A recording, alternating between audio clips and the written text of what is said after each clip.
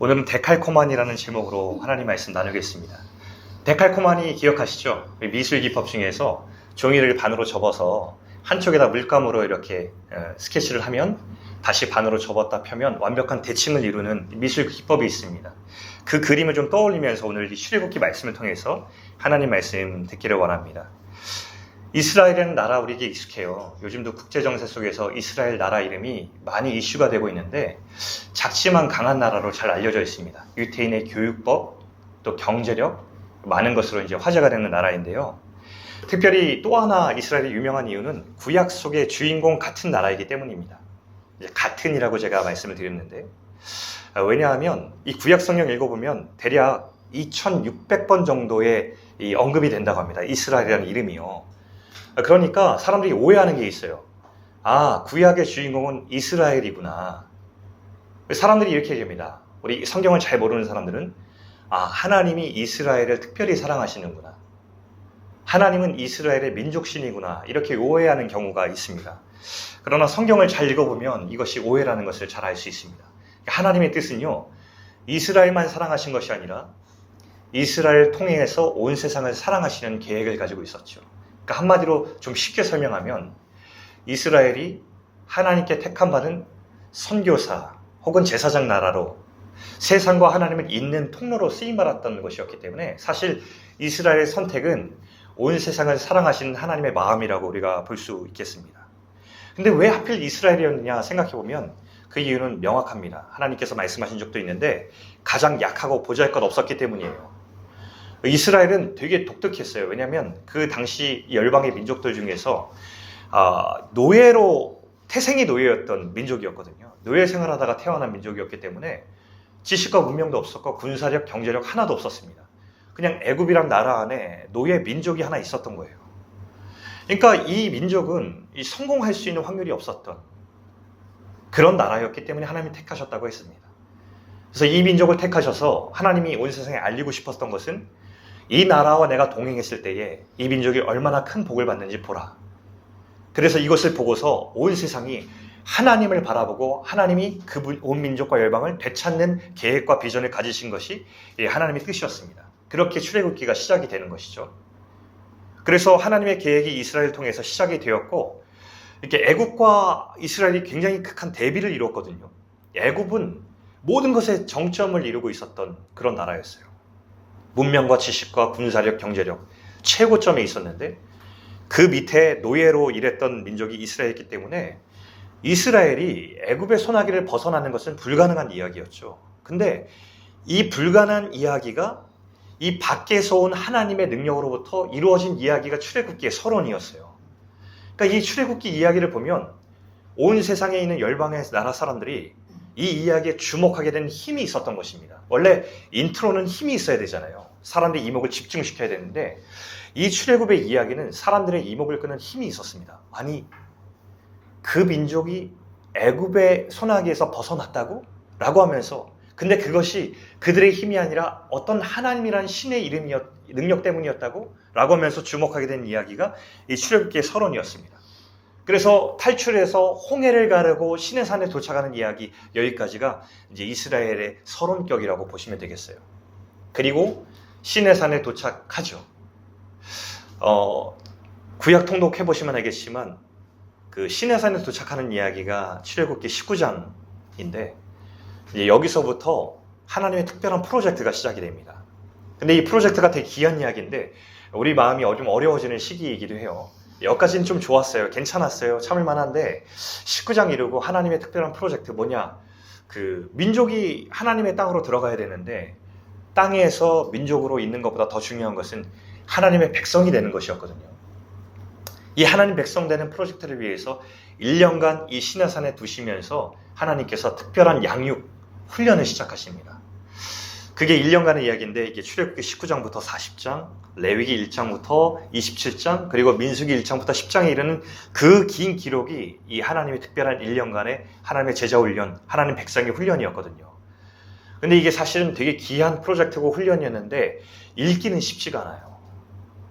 이렇게 특별히 레위기 읽을 때 사람들이 별명이 내 위기 아니겠습니까? 아, 내 인생에 위기가 왔다 이렇게 얘기하는데 사실은 이렇게 처음부터 읽은 사람들은 레위기에서 위기가 오는 게 아니고요. 출애굽기에서 이미 위기가 옵니다. 20장부터 읽을 때 이거 위기가 오는데? 라고 하다가 25장에 이르면요. 이 본격적인 큰 위기가 옵니다. 이걸 놔 말어 하는 이 위기가 오게 되는데, 왜냐하면 출애굽기 25장에 뭐가 등장하냐면요. 긴 설계도 하나가 등장해요. 왜냐하면 하나님 백성의 구별점 특징이 뭐겠어요? 그게 예배거든요. 하나님을 주인 삼는 민족의 가장 큰 구별점 예배인데, 예배의 중요성을 강조하면서 예배당에 설교를 주세요. 근데 이 설교도가 성막을 잘 지어라, 이렇게 성경의 기록 방식이 함축성이니까 함축적으로 기록하시면 됐는데, 하나님께서 굳이 디테일을 다 기록하셨어요. 그래서 25장부터 무려 30장까지 엄청난 설계도가 아주 작은 디테일까지 소개가 되고 있습니다. 쉽지가 않아요. 이 디테일 중에서 25장 10절 제가 한 절만 많이 읽으면 또 설교 가운데 시험에 드시니까 제가 짧게 한 절만 읽어보겠습니다. 이런 류예요. 그들은 조각목으로 궤를 차되 길이는 2규빗 반, 너비는 1규빗 반, 높이는 1규빗 반이 되게 하고 너는 순금으로 그것을 싸되 그 안팎을 싸고 위쪽 가장자리로 돌아가며 금태를 두르고. 한 절인데 벌써 위기의 감이 오지 않습니까? 이게 한 절인데 이게 6장에 걸쳐 장장 기록되었다고요. 그러니까 하나님께서 성경의 기록 방식인 함축성을 넘어서서 기록하신 데에는 이유가 있는데, 두 가지로 추정할 수 있어요. 하나는 너무 중요하니까. 중요하니까 그대로 기록하셨어요. 두 번째는 숨겨진 어떤 의도가 있다고 봐야 돼요. 그래서 이 함축성을 넘어서는 기록을 굳이 하신 것이거든요. 자, 어떤 방법이었을까요? 어떤 이유였을까요? 자, 그런데 이 긴 기록을 읽고 있다가 보면은 설계도가 끝날 무렵에 한 이야기가 갑자기 끼어 들어옵니다. 그게 이제 우리가 잘 아는 금송아지 사건이에요. 하나의 이야기가 들어와요. 모세가 이 설계도를 받고 있을 때 밑에서 일어나는 이야기인데, 백성들이 조급함이 들어왔어요. 너무 조급하고 불안하니까 이제 우리를 인도하는 신을 만들어내라고 아론에게 요구했고, 아론은 그것에 응답해서 신을 만들어낸, 이 하나님 보시기에 참 불편한 이야기가 기록이 된 것입니다. 여러분, 늘 보면 우리가 조바심과 죄는 친구라는 것을 알 수 있어요. 그러니까 우리가 언제 죄가 마음에 들어오냐면 조급할 때 늘 죄가 들어옵니다. 불안과 조급함이 우리 마음을 차지하면 할수록 우리는 하나님을 기다리지 못하고 다른 것을 선택하는 우리를 발견하게 되죠. 이 사건이 그렇게 일어났어요. 금송아지 사건을 이렇게 해보면 우리를 위해 인도한 신을 만들라. 내가 너희를 위해 신을 만들어주마 라고 하면서 불안을 통해서 뭔가 의지할 우상을 만들어내는 그 욕망이 아론에게 부탁을 했고, 아론은 이 사람들에게 그 신을 만들어주면서 뭔가 이 사람들에게 내가 지지를 받을, 사람을 만족해 하는 그 마음이 만나가지고 금송아지가 태어난 것이죠. 너무 나빴던 것은 뭐냐면, 아론이 그들이 이 신을 섬길 때 금송아지라는 우상을 만들어낼 때 하나님을 연결시켰다는 거예요. 32장 5절에 보면 이 금송아지를 만들어 놓고서 내일은 여호와 하나님의 절일이다, 하나님의 잔치다라고 하면서 하나님의 이름으로 잔치를 베풀어서 그 금송아지 주위를 돌면서 이 사람들의 인식 속에 하나님과 금송아지를 연결시켜버려요. 그러니까 자기들 마음대로 내가 믿기 편한 방식으로 내 욕망을 달래주고 내게 복을 줄 어떤 형상을 자기 마음대로 만들어낸 것이죠. 이게 금송아지 하나님인데 이것이 진짜 위험했던 거예요. 여러분, 이게 하나님을 이렇게 경험하면서 하나님이 인도하신 것과 나온 백성들이 어떻게 이렇지라고 우리가 얘기하지만, 어쩌면 우리 삶 속에서도 이런 모습이 있을 수 있어요. 내 인생에서 일어나는 일들을 해결하고 싶고 복받고 싶고 불안을 해소하기 위해서 우리는 어쩌면 이런 하나님을 우리 마음대로 만들어낼 수도 있어요. 이런 하나님을 요구하기도 해요, 지도자들에게. 그리고 지도자들은 때때로 사람들의 마음을 얻기 위해서 이런 하나님의 형상을 만들어내기도 한다는 것을 우리는 사실 발견하기도 합니다.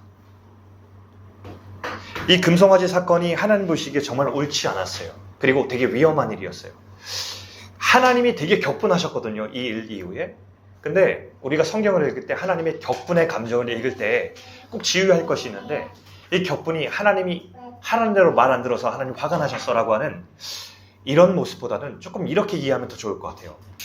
하나님께서 깊이 정말 경노하셨을 때에는 그 저변에 하나님의 깊은 사랑이 근거해 있다. 이렇게 읽으면 되게 좋을 것 같아요.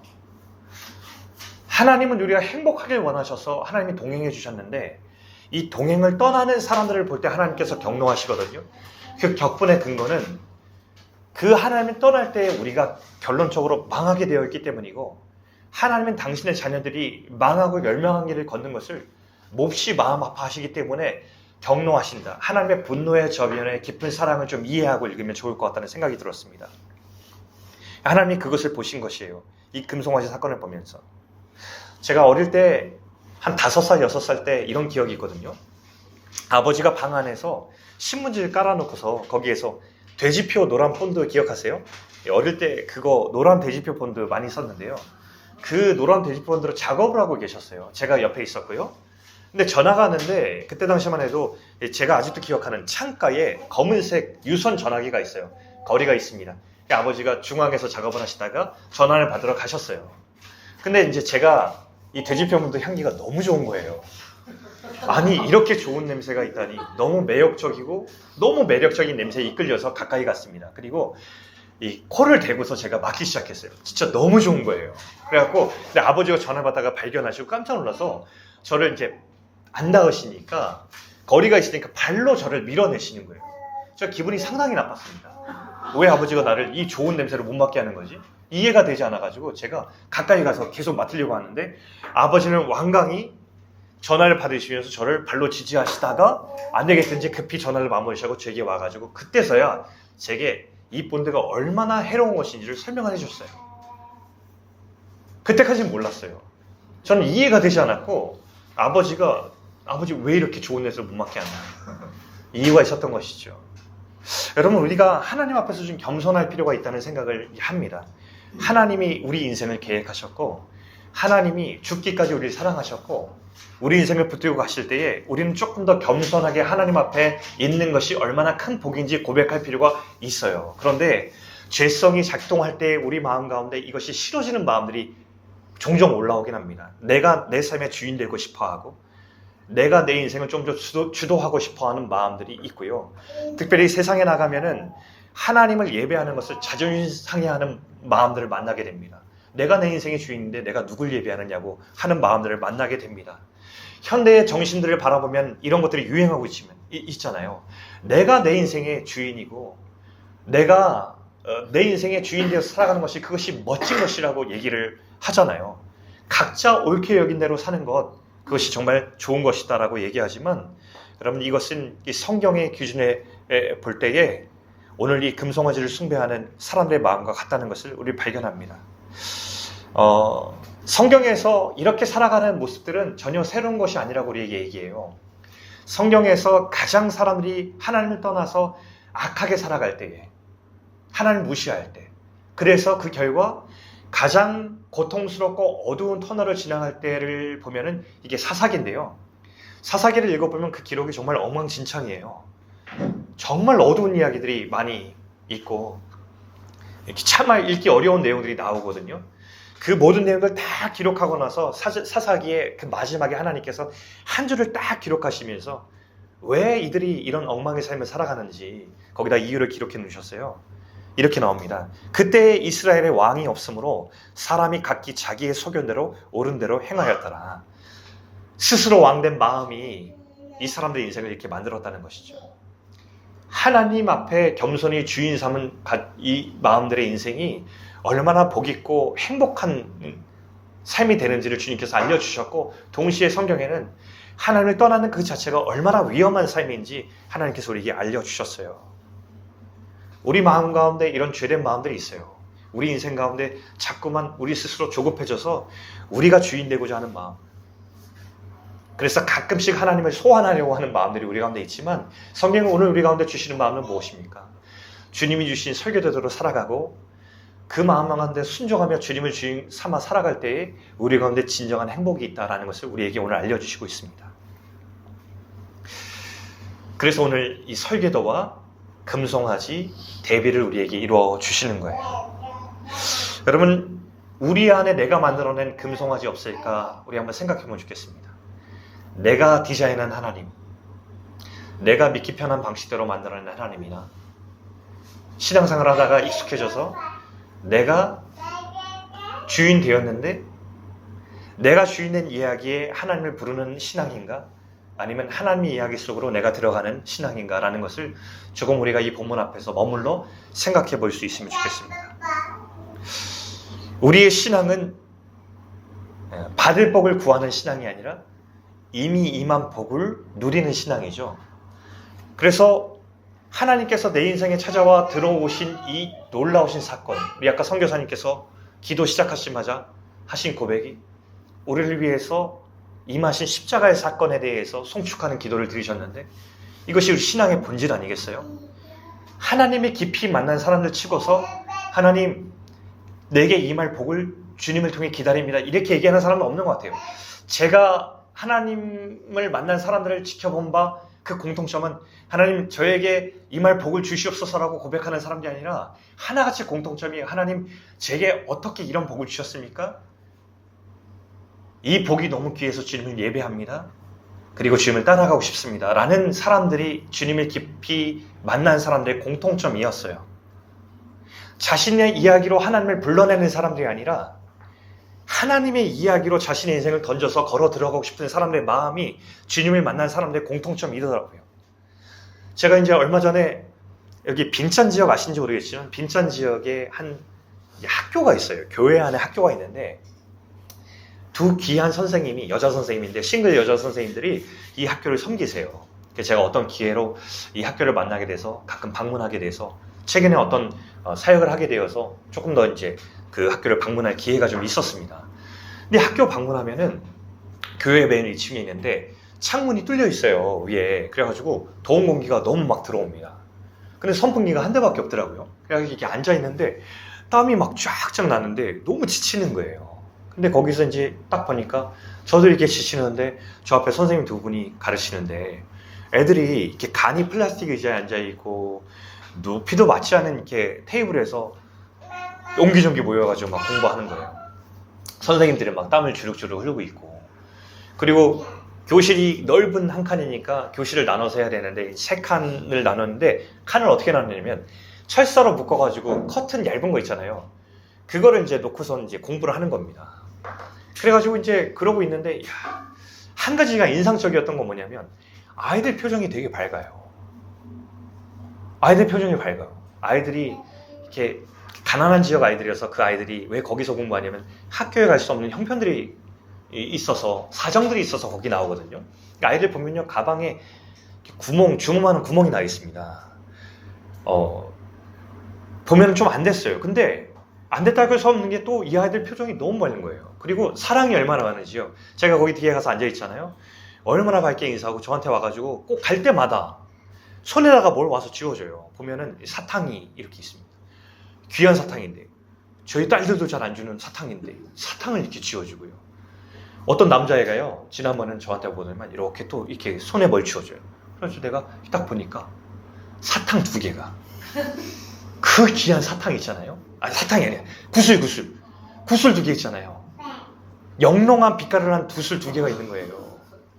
제가 깜짝 놀라가지고 이거 진짜 나 주는 거냐고 얘기하니까 나 주는 거래요. 얼마나 나눔도 잘하는지요. 너무 귀한 아이들이 거기 있어요. 제가 왜 이 아들이 이렇게 밝고 이렇게 사랑이 많을까 보니까 이 아이 베트남 학교에 갈 수는 없지만 베트남 학교 가서 예수님 이야기 못 듣잖아요. 근데 여기서 이 아이들이 날마다 예수님 이야기 듣고 시작합니다. 금요일마다 예배 드린대요. 예배 드리면서 예수님 이야기를 듣는데요. 이 두 분 선생님이요 적은 사례를 받으면서 자기 인생을 여기 드렸어요.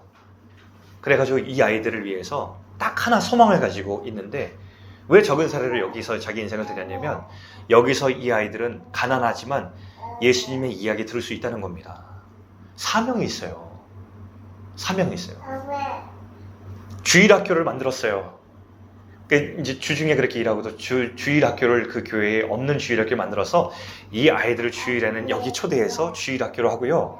더 놀라운 사실 제가 되게 감동되었던 도전되었던 건 뭐냐면 저보다 훨씬 나은 사역자인데 이렇게 학교가 방학하잖아요. 성화학교도 방학이 있거든요. 이 방학을 하면요 자기 고향 지역에 있는 산지 지역에 있는 고향 지역 새 교회를 순회하면서 여름 성경학교를 열어가지고 거기를 섬긴대요. 열정의 사역자들이에요. 그러니까 이 베트남에 있는 다음 세대 아이들이 예수님 이야기 듣기를 너무 갈망해서 섬기는 너무 귀한 사역자들인 거예요. 그래서 이분들 대할 때마다 너무 귀해요. 거기 가서 절로 섬겨주시는 분들입니다. 제가 이분들 생각했습니다. 이분들 누가 알겠어요? 무명의 두 싱글 사역자들이에요. 근데 제가 하나님 앞에서는 되게 위대하고 유명한 사역자들이라는 생각이 드는 거예요. 원래 성경이 그렇잖아요. 성경이 이게 업사이드 다운 일어나는 책이 그렇잖아요. 성경은 이렇게 늘 세상 속에서는 유명한 사람들이 무명이 되고 세상에서 굉장히 무명한 사람들이 하나님 앞에서 유명해지는 이야기가 사실 성경의 이야기잖아요. 근데 정말로 이분들 보면서 얼마나 소망이 있는지 도전되는지 몰라요. 이분들 보면서 이런 생각 들었어요. 아까 얘기한 것처럼 하나님을 주인 삼은 하나님의 이야기 속으로 걸어 들어간 사람들의 이야기. 이것을 제가 이제 고백하게 되었습니다. 오스기니스가 소명이란 책에 이렇게 썼어요. 하나님의 결정적인 소명에 귀 기울이면서 산 인생은 다른 모든 청중을 밀어내는 단 하나의 청중, 유일한 청중 앞에서 살아온 인생이다. 그러므로 하나님의 부르심을 좇는 것은 하나님의 마음 앞에서 사는 것이다. 그것은 코람데오, 하나님 앞에서의 삶을 사는 것이며 청중을 의식하는 데서 돌이켜서 오직 최후의 청중이요 최고의 청중이신 하나님만을 중요하게 여기는 것이다 라고 이렇게 기록했습니다. 저 여러분이 정말 하나님의 마음 앞에서 살아갈 수 있는, 또 우리 소금 공동체가 그 하나님 앞에서 살아갈 수 있는 우리 공동체가 될 수 있기를 축복합니다. 우리 마지막으로 보면은 금송아지 사건이 끝났을 때 하나님께서 두 번째 기회를 주시는데 정말 당황스러운 것이 금송아지 사건이 일어난 다음에 다시 위기가 찾아오는데 좀 이해가 더 안 되는 것이 앞에 있는 25장부터 30장까지의 긴 본문 있잖아요. 그거 다시 반복돼요. 똑같이요. 한 95% 유사하게 거의 똑같은 본문이 다시 기록됩니다.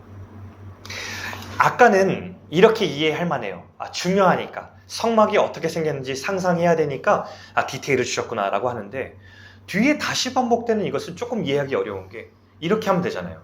늘 하나님 기록하실 함축적으로 이 사람들이 하나님 말씀을 순종해야 해서 이렇게 주님 말씀을 다 하였더라 라고 하면 되는데 그게 아니라 그 똑같은 설계도대로 다시 한번 기록하더라니까요. 그러니까 앞에는 이거예요. 하라라는 명령이었다면 뒤에는 어체만 바뀌어서 하였더라. 이것 빼고선 다 똑같습니다. 근데 굳이 이 디테일을 다시 기록합니다. 그래서 힘들죠. 네.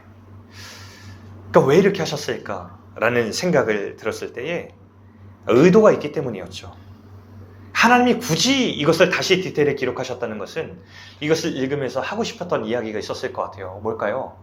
하나님을 주인 사는 사람들이 그 조각칼을 삼아서 금송아지 만들듯이 자기 마음대로 자기 기술과 자기 생각대로 조각하지 않고 모든 디테일을 하나님 앞에서 설계도면대로 하나님 마음 앞에서 부름받은 그 일대로 하나하나 조각했다는 것을 낱낱이 소개하신 거예요.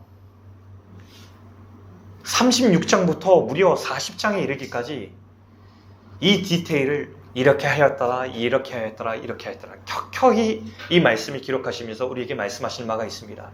하나님이 너의 주인이시다. 사랑하는 백성들아, 사랑하는 자녀들아, 너의 인생은 참 주인인다고. 내가 너의 인생을 인도하고 내가 너를 붙들고 있고 내가 너를 죽기까지 사랑하여 너를 내 작품으로 빚어낼 것이다 라고 하는 이 메시지가 이 모든 이 부르심에 순종하는 사람들의 이야기 속에 켜켜이 쌓여있는 행간을 우리가 읽는 것입니다. 그리고 나서 오늘 본문에 도착을 하는 거예요. 여러분, 오늘 이 모든 것이 완성되었을 때에 이 모든 역사를 마쳤을 때 비로소 출애굽기의 결론은 34절부터 38절까지 이렇게 기록하고 있습니다. 제가 다시 한번 읽어드릴게요. 구름이 회막에 덮이고 여호와의 영광이 성막에 충만함에 모세가 회막에 들어갈 수 없었으니 이는 구름이 회막 위에 덮이고 여호와의 영광이 성막에 충만함이었으며 구름이 성막 위에서 떠오를 때에는 이스라엘 자손이 그 모든 행진하는 길에 앞으로 나아갔고 구름이 떠오르지 않을 때에는 떠오르는 날까지 나아가지 아니하였으며 낮에는 여호와의 구름이 성막 위에 있고 밤에는 불이 그 구름 가운데 있음을 이스라엘의 온 족속이 그 모든 행진하는 길에서 그들의 눈으로 보았더라. 아멘. 그 하나님을 주인 삼은 이스라엘 민족 가운데 임하신 하나님의 영광과 하나님이 그들의 인생을 책임지고 앞에서 뒤에서 곁에서 안고 가시는 이 모습, 그리고 하나님께서 함께 하신 것을 눈으로 목도한 이스라엘의 그 모습이 오늘 이 본문 가운데 가득히 담겨 있습니다. 오늘 우리 인생 가운데 동일하게 하나님께서 오늘도 우리에게 말씀하시는 장면인데요. 오늘 이것을 우리에게 하시는 말씀으로 담아낼 수 있기를 축복합니다. 저 여러분의 인생 가운데 하나님께서 이렇게 동행하시며 함께 하십니다. 우리가 만들어낸 금송아지 하나님이 아니라 우리의 인생 가운데 걸어오신 십자가에 달리기까지 죽으신 하나님의 사랑이 우리 가운데 있고 또 우리는 그 사랑을 믿고 주님의 이야기 속으로 들어갑니다. 그것이 신앙이죠. 저 여러분의 인생이 오늘 소금 공동체에 우리 부르신 걸음이 바로 이렇게 하나님 앞에 하나님만을 주인 삼는 거룩한 인생 될 수 있기를 주의 이름으로 축원합니다. 아멘.